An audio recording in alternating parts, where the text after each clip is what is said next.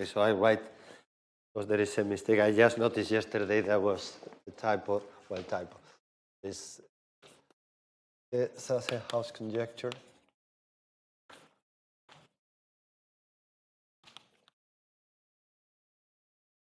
Cyclic.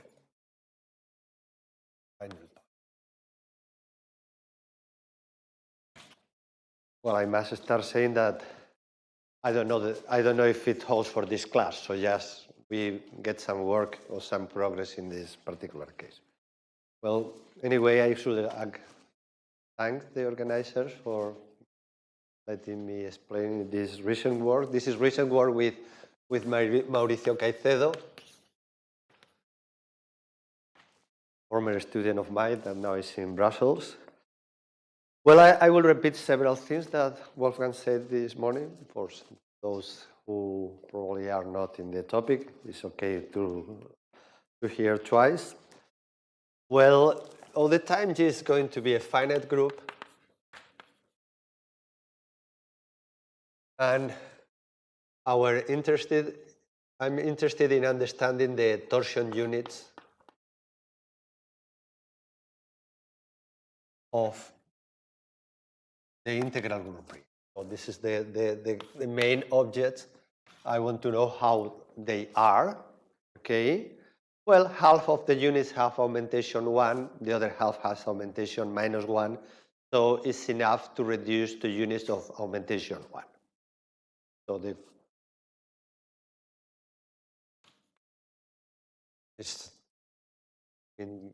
just staying in this smaller group, it doesn't make any difference. So, and the units of augmentation 1s, as I use the same notation as Wolfgang, is denoted that way. These are the units, the G of augmentation 1. Okay, and well, and of course, there is an obvious way to produce torsion units, or there are obvious torsion units here, which are the elements of the groups are torsion. And in some cases, these are the only torsion units that Wolfgang mentioned. Yeah, if G is abelian, all torsion elements of this group belongs to a G. Okay, so they are all. Even if in general, if G is an abelian finite group, the central torsion units are trivial, so they belong to G. But you cannot expect that this is true in general because, of course, when you start with a torsion element in a group and you conjugate, you obtain other torsion elements, and unless G is abelian, you will end with other units which are not in G in most cases. So the question, the natural question is whether this natural way to produce torsion units is the only way. Whether all torsion elements of this group conjugate to elements in G. Well, when you say conjugate, you have to say where they have to be conjugate, in which group. Of course, the natural thing is in the group that you are working, okay? But the first non-abelian example is a counterexample to this statement, okay? The symmetric group of degree 3 has torsion units which are not conjugate to group elements in the group you are working. Well, I like to think, but they are conjugate in the rational group algebra.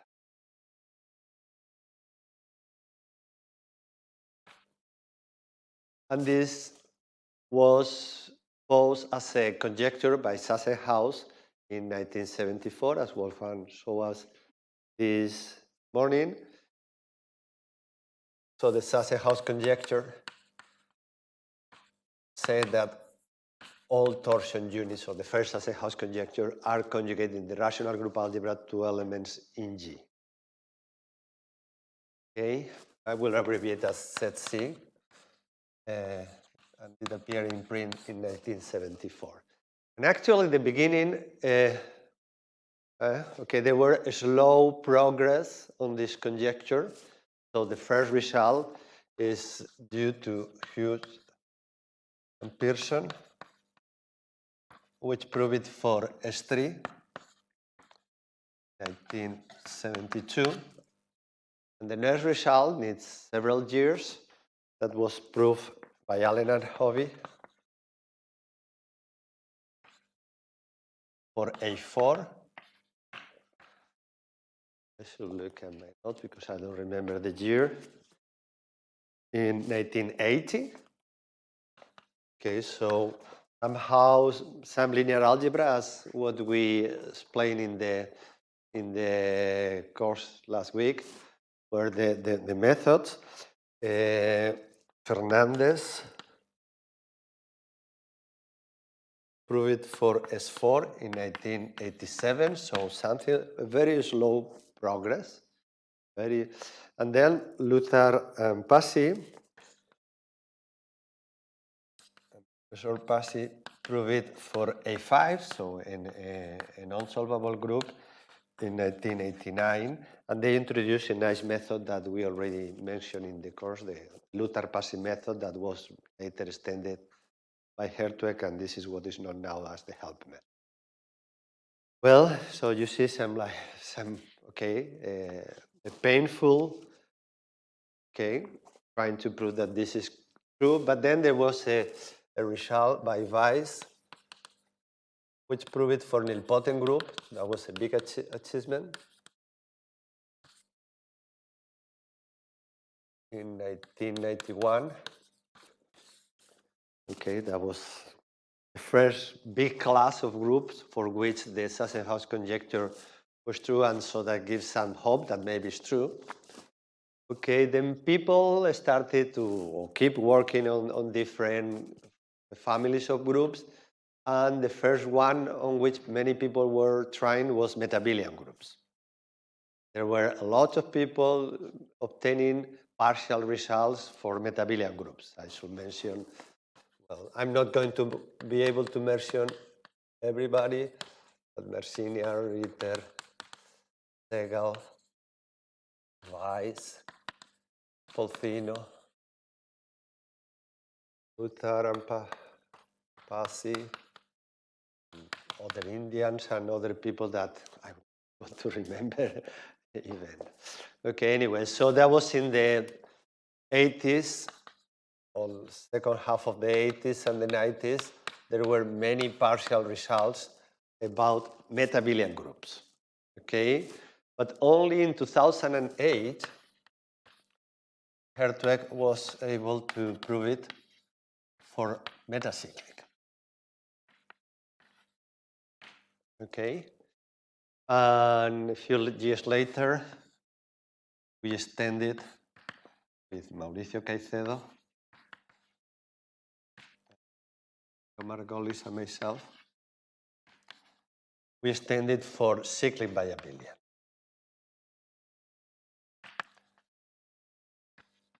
And so we were trying also then, trying to do it for metabelian, but before telling you something more, let me introduce a different problem. Well, actually a generalization of the Zassenhaus conjecture, or no, sorry, the other way, a particular case of the Zassenhaus conjecture that was introduced by Sehgal. But before introducing that problem, so let's introduce some notation. Take a normal subgroup, and this has a relative partial augmentation map, or relative augmentation map. Okay, the augmentation map is you sum the is the extension of the trivial character, but now here what you do is you collapse elements in the same class modulo n. Okay, And so this is a ring homomorphism, so it restricts to a group homomorphism between the groups of units, and we denote, or I denote, this way the units which are in the kernel multiplicatively by this map. Okay, and Sehgal asks, this is Sehgal problem,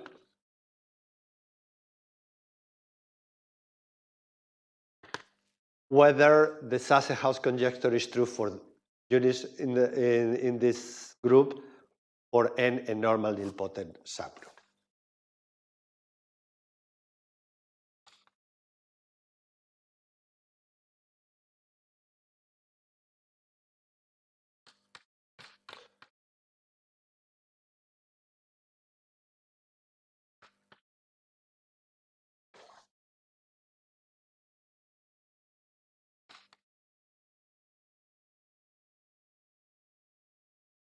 Okay, so it's a particular case of the Zassenhaus conjecture.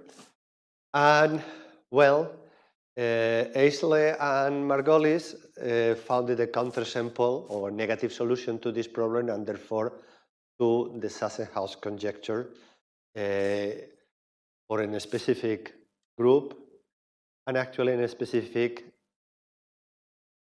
meta-abelian group and in a specific abelian normal subgroup. Okay, but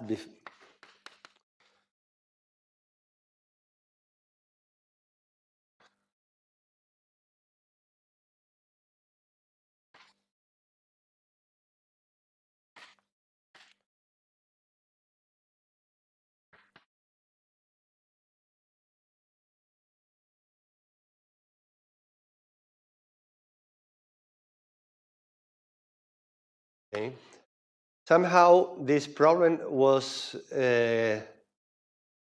came from a certain strategy to prove the Zassenhaus conjecture for meta-abelian groups, in which, well, maybe this is the abelian group, and you may first start with units of this kind, and actually the proofs of some of these results have that structure. So you first find a nice normal subgroup, an important normal subgroup in your problem. You first prove the Zassenhaus conjecture for the units which are one modulo this normal subgroup, and then with some induction argument, you prove it for all the rest. Okay.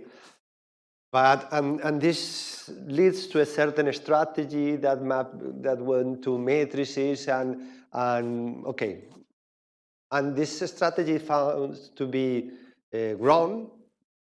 Okay, somehow I'm not going to go deep on that, by a result of Cliff and Weiss. But what they did at least says that this Sehgal problem has a positive solution in some particular case.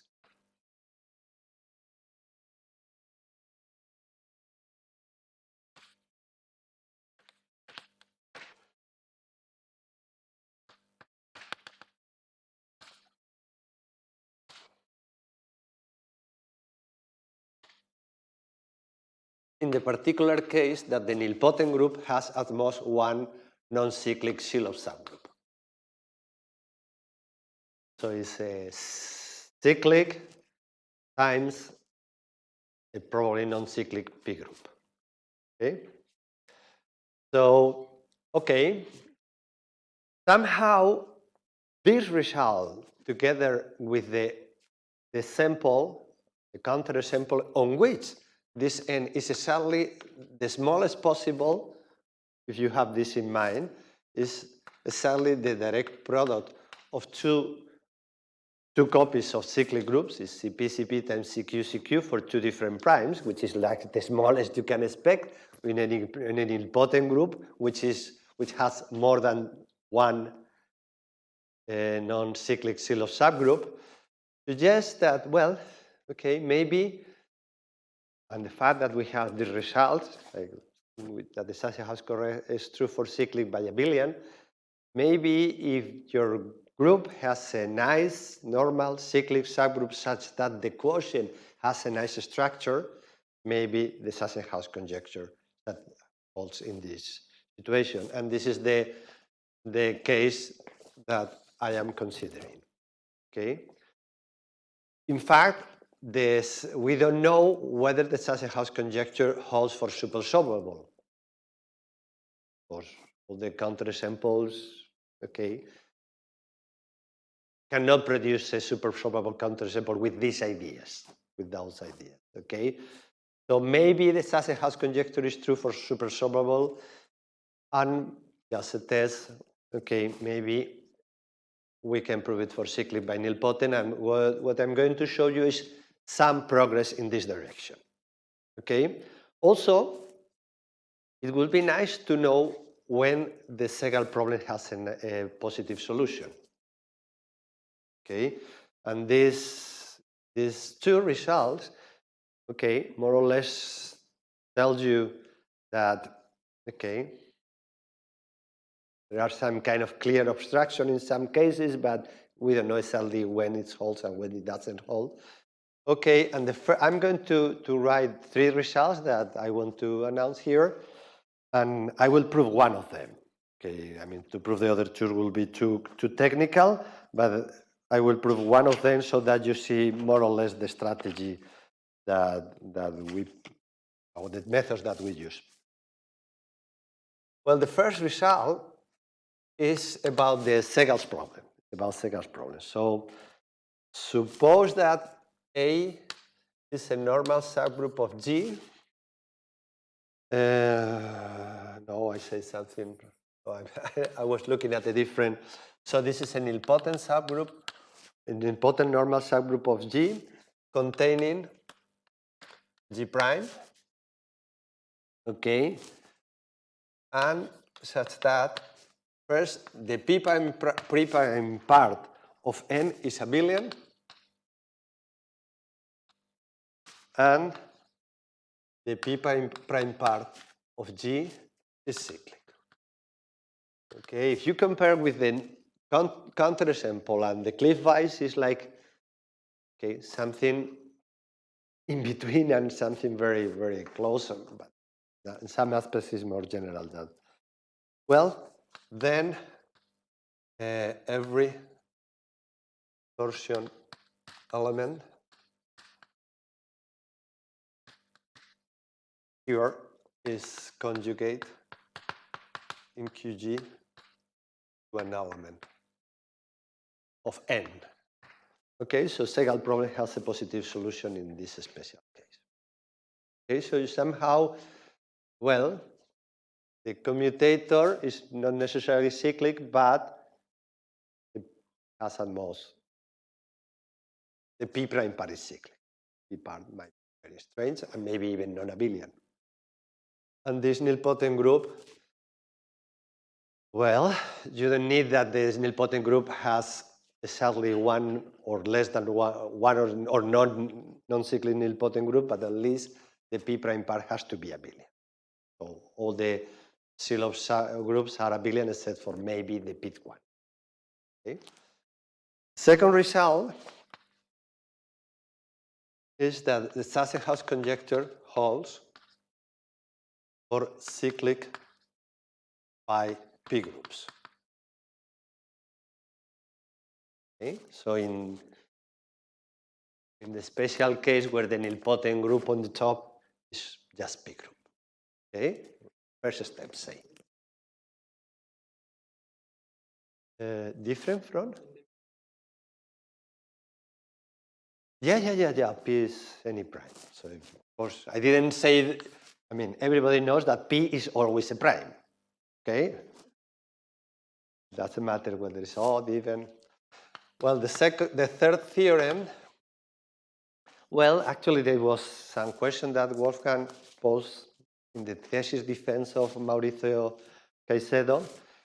He asked, well, in the thesis there was this result that the Zassenhaus conjecture is cyclic by abelian, and he proposed to think in the case where the group is cyclic by Hamiltonian.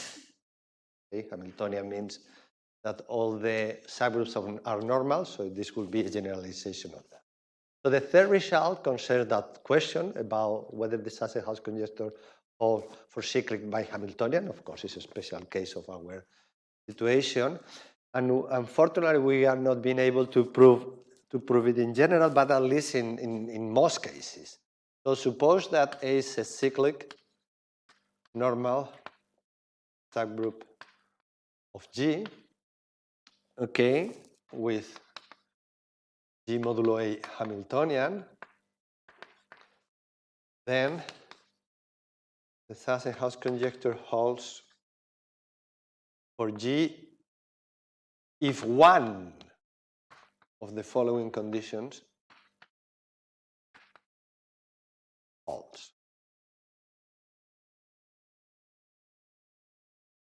The first condition, which is enough to give the Zassenhaus conjecture, is that the order of A has to be not multiple of 8. The second, that the index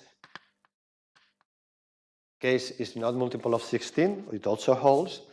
And the third one is about the action of G on the two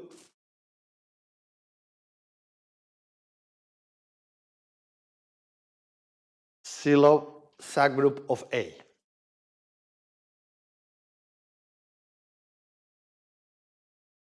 The image of the action of G on A2, A2 always represents the two Sylow subgroup, has order different from 4. So in an hypothetical counterexample, the order of A has to be multiple of A, the index has to be multiple of 16, and the action has to have exactly order 4. Okay? But in that case, I don't know if it is true or not. Okay? So, yeah, I think that I have time to prove at least theorem 2. I could do also theorem 1, but it needs many other results, and theorem 3 is very, very, very technical.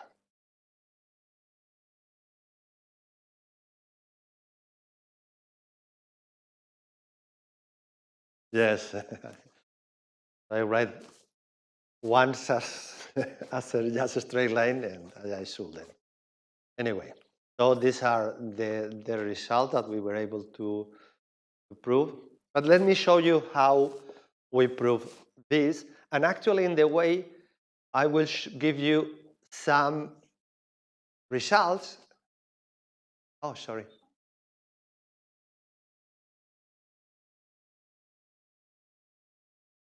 Can you repeat, please?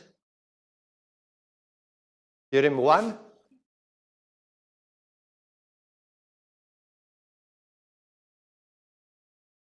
Every torsion element. I didn't understand what you're...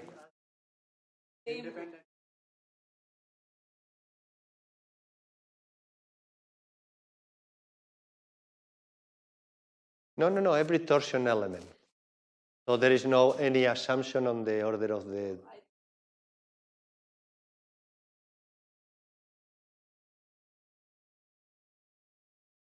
No, for 1 prime. For some p. So 1 prime satisfies this condition. If it's satisfied for all the primes, then it's too strong. Actually, it will be cyclic-by-abelian in that case. Okay, so I think. So it's not that. Anyway, not really. It's something. Yes, because this and that will give you that particular case. So no, there is 1 prime for which this holds. You don't need for... Anyway, so the proof of theorem 2 uses a very important result by Marciniate, Riller, Sehgal, and Weiss, which has been, well, probably the main tool to prove the Zassenhaus conjecture in some cases, and even to disprove it, okay, which is a characterization of when a unit is rationally conjugate to a group element. Okay, if you start with a torsion element, the group of interest, then U is conjugate in G to an element of G, if and only if, well, now we'll say what is this, the partial augmentations of all the powers of U with V running on the divisor of N are non-negative. And what are the partial augmentations? Well, if you start with an element in the group and an element in the group ring, the partial augmentation of G of U is the sum of the coefficients in the conjugacy class of G. So this is my notation for the conjugacy class of G containing G. Okay? So these are the partial augmentations. Augmentation of U for G running on the group. Well, I will use a generalization of this notation. When you start with any subset of G, I denote it in that way, the sum of the coefficients running on the elements of X. So this is exactly the same as using this notation. Okay? Well, so what you have to prove is that all the partial augmentation of all these powers of U are non-negative. To prove that the unit is rationally conjugate to a group element. Well, there is a result of Hertweck that was mentioned yesterday by Andreas in the tutorial, which at least tell us where the partial or where we can look for non-zero partial augmentations. Okay, so if U is a torsion element,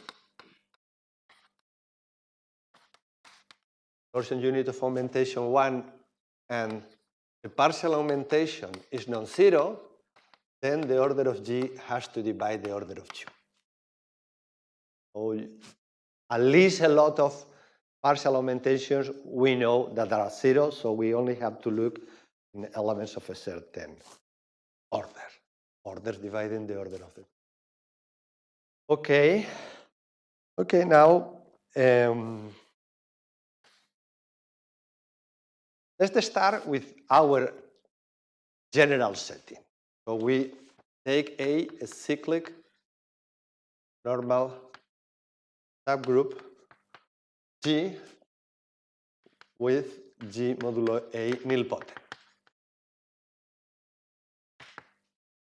Okay, so it's not any hypothesis here, just something which covers all the hypotheses. Okay, just with this you can prove that the group itself has satisfied a certain group theoretical conditions, nothing to do with the unit or anything. For example, the centralizer of A is nilpotent. Okay, this is an important thing that I will use.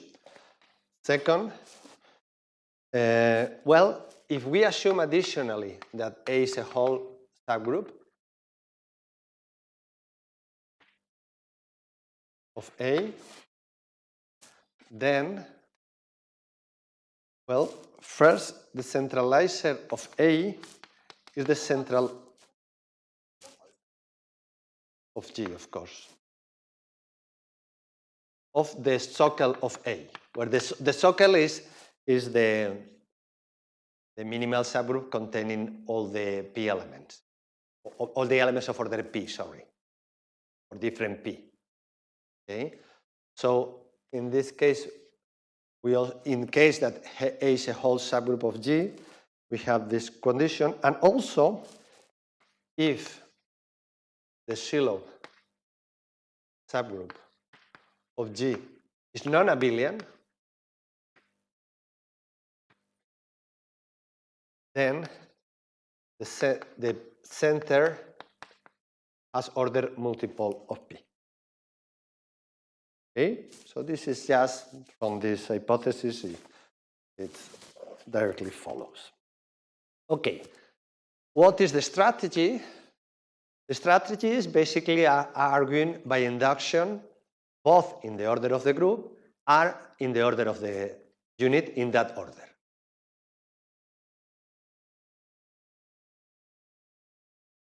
The Sylow subgroups are all of them are isomorphic. One Sylow subgroup is non-abelian, then all the others. Okay? The Sylow subgroups. Okay. Okay. Yeah. So the strategy is first induction on the order of the group, and then induction on the order of the unit. And this has some consequences. Then every proper quotient of G satisfies the Zassenhaus conjecture. We are looking, trying to prove the Zassenhaus conjecture, so we look for a minimal counterexample of minimal order. So the proper quotient, so when you factor by a non-trivial normal graph subgroup, the quotient satisfies the condition. And this has the following consequence. So if you start with a non-trivial normal subgroup and you take an element in the group, the partial augmentation, which is not the partial augmentation, this corresponds when you go to the quotient to the partial augmentation in the quotient. Okay, but this is the sum of some partial augmentations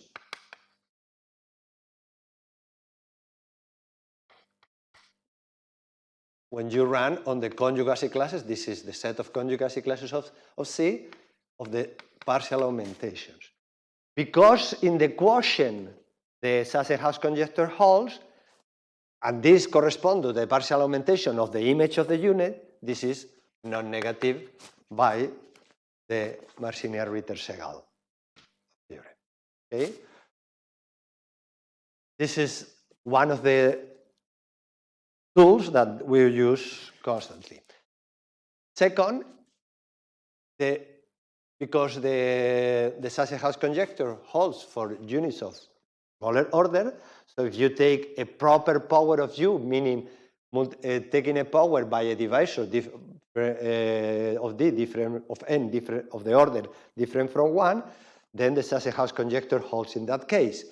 So when you look here, the quotients on which D is different from 1 already are rationally conjugate, and therefore the partial augmentation of these powers are non-negative.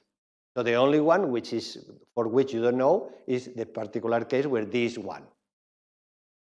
Okay, so this implies that if D is a divisor of n other than 1, then the partial augmentations on these powers are all non-negative, because this is conjugate to a trivial element, okay, to an element in G.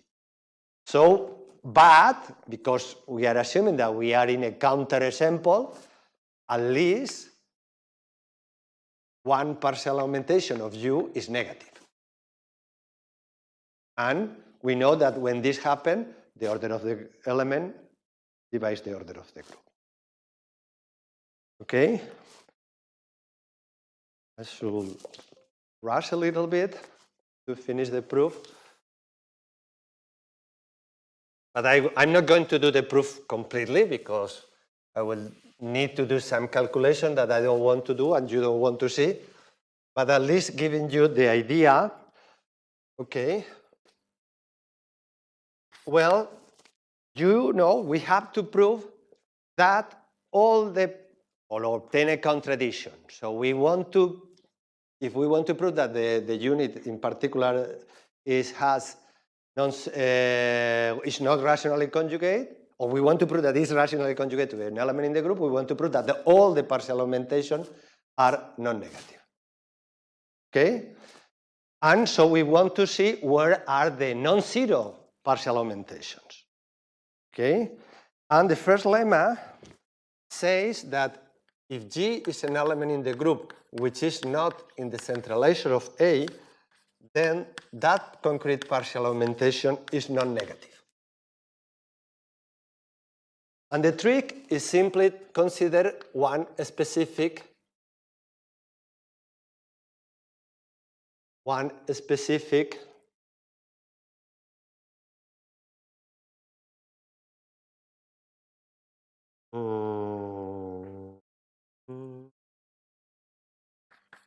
normal subgroup, because this does not commute with A. A is a generator of the cyclic group A. Okay, you take this set, this is a non-trivial normal subgroup, and so by the condition that they put before, this is non-negative. Okay, but then what you have to prove next is that in fact this is exactly formed by a unique conjugacy class. So in principle is the union of several conjugacy classes, but in practice is only one conjugacy class, actually the conjugacy class of G. So this is exactly the partial augmentation. Okay, so here you have to do some calculations that I don't want to show you, but the idea is that this is exactly the conjugacy class of G. So this is exactly this partial augmentation.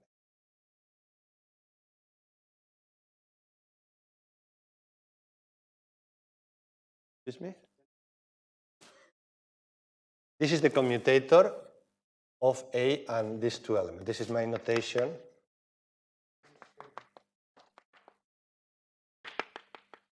Okay?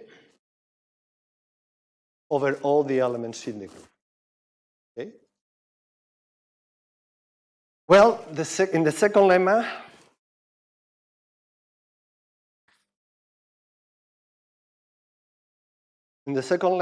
one proved that the primes divided the order of the centralizer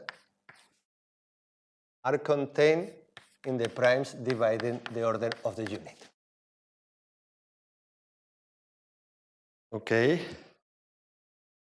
And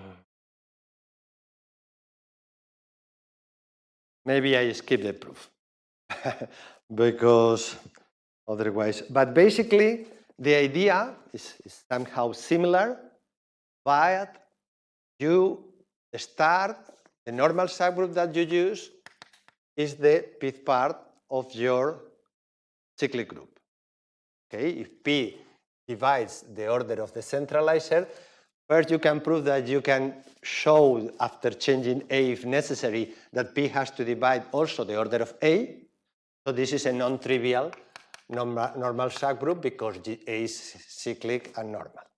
Okay, and then you play with that trick again to show that necessarily the order of P has to divide the order of the unit using that at least one non-negative, at least one of the partial augmentation is non-negative.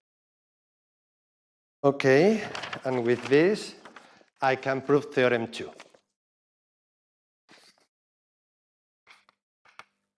Okay, now in theorem 2, sketch of the proof actually. So you know that A is cyclic and G modulo A is a P group.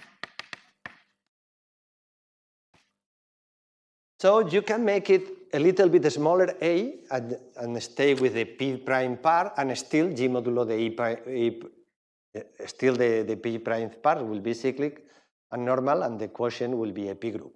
So one may assume without loss of generality that A is a P prime whole subgroup of G. So we can apply these paths here. Okay?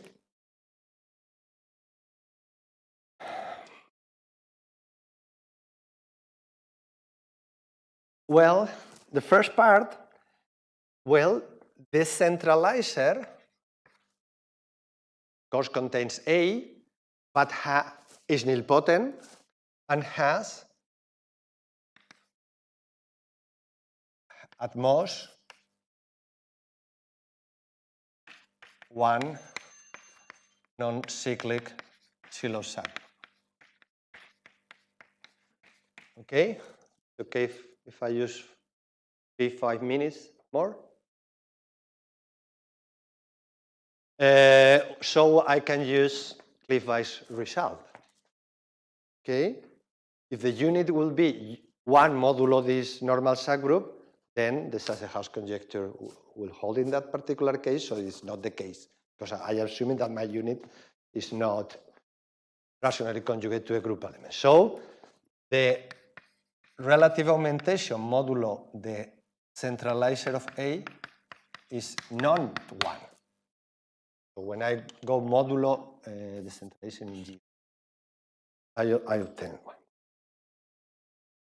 Yep.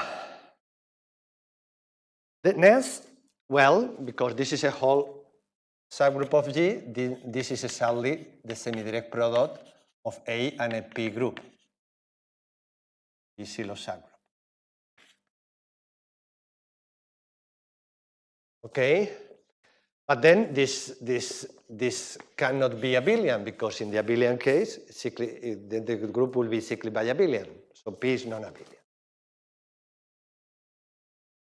And so I can use this second part here, okay, and obtain that the center of the group has order multiple of P. So in my group, there is one non-central, one central element of order P. Okay, so I can take an element in the center of order exactly P. And I can use this to produce a normal subgroup, okay, and play with the trick that modulo this group, the Zassenhaus conjecture holds, and then that I can use this property. Okay? And yeah, yes. One more minute. Yeah. So if I go modulo this group, my unit now is conjugate, rationally conjugate to a trivial unit. Okay, but because the unit has not is not one modulo or relative to this subgroup, this G cannot be in the centralizer of A. Okay, does not commute with A. Okay, and because of this lemma, the order of U is multiple of all the multiples of all the primes divided the centralizer, and in particular dividing A, the order of A, and well, and is not one modulo this, so necessarily has to be also order multiple of P. Okay, so my unit is multiple of all the possible primes dividing the order of the group. Okay.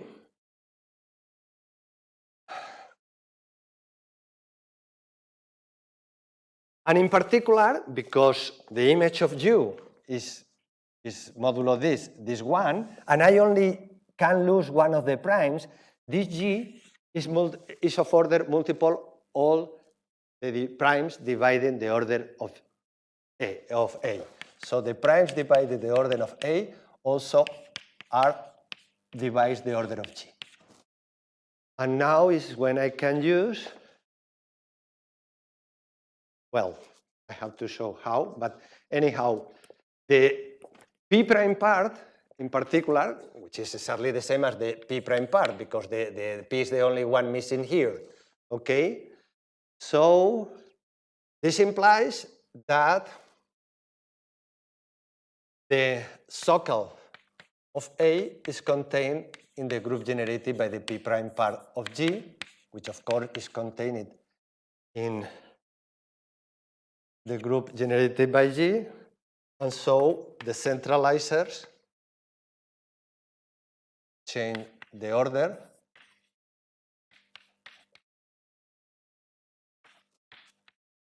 but this is the same as the centralizer of the socle. Okay? So every element commuting with G commute with the socle. But then this implies, of course, G commutes with G, that G commute with the socle and then with A, so it's in the centralizer of A. But this is in contradiction that we proved here that it's not in the centralizer. Okay? Sorry for. Thank you.